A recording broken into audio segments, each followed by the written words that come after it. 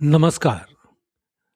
उनके खत और आप की 624वीं कड़ी 624th एपिसोड में अभिवादन स्वीकार कीजिए देवतोष का। दोस्तों, आज के खत की तारीख 17 मार्च साल 1952, मार्च 17th 1952। पूजनीय पंडित जी, प्रणाम। आपकी तंदुरुस्ती की फिक्र मुझे रहती है। शुक्र है मालिक का, आप बफजले ही अच्छे हैं। आपका ख़त तारीख 13 मार्च का लिखा हुआ जो मिला, उस कुल ख़त से इत्तेफाक है, सहमति है। नारद जी के भक्ति के 100 बर, मीराबाई जी की जीवनी वाकई अच्छी किताबें होंगी।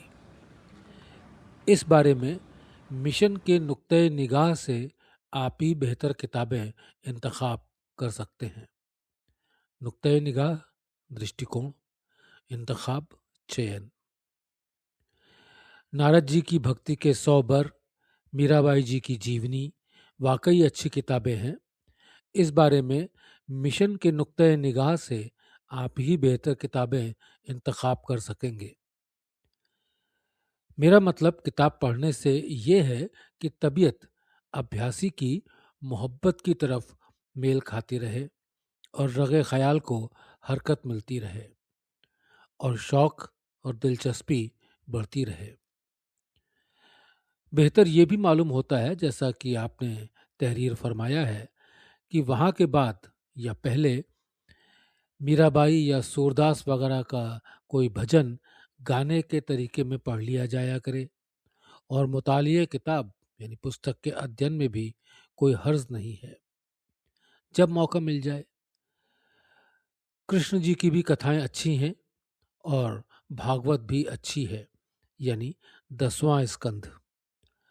हालांकि ये ज़रूर है कि हुमकों ने यानी बेवकूफ़ों ने लिटरेचर को इतना ख़राब कर दिया है कि उसमें से भी नफसानियत की बू झलकने लगी है।